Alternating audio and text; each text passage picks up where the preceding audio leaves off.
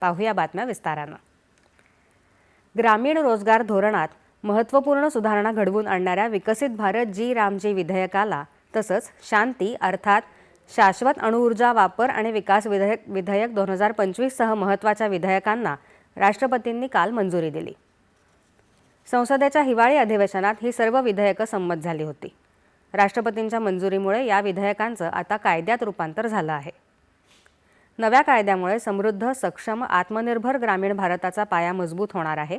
या कायद्यानुसार प्रत्येक ग्रामीण कुटुंबाला वर्षातून 100 दिवसांऐवजी आता 125 दिवसांच्या वेतन रोजगाराची कायदेशीर हमी मिळाली आहे। तसंच अर्ज केल्यापासून 15 दिवसांच्या आत रोजगार उपलब्ध झाला नाही तर बेरोजगारी भत्ता देण्याची तरतूदही यात आहे। तसंच नव्या कायद्यानुसार विविध योजना बनवण्याचे अधिकार ग्रामसभा आणि ग्रामपंचायतींना देण्यात आले आहेत। शांती विधेयक नागरी अणुऊर्जा क्षेत्राशी संबंधित सर्व कायदे एकत्रित करत असून या क्षेत्रात खासगी क्षेत्राचा सहभागही खुला करते। या अंतर्गत अणुऊर्जा अधिनियम 1962 आणि नागरी अणु नुकसान भरपाई अधिनियम 2010 रद्द करण्यात आले आहेत।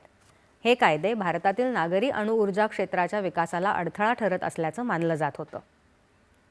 राष्ट्रपतींनी सबका बीमा सबकी रक्षा विमा कायदा सुधारणा विधेयक 2025 आणि निरसन आणि सुधारणा विधेयक यांनाही मंजुरी दिली आहे।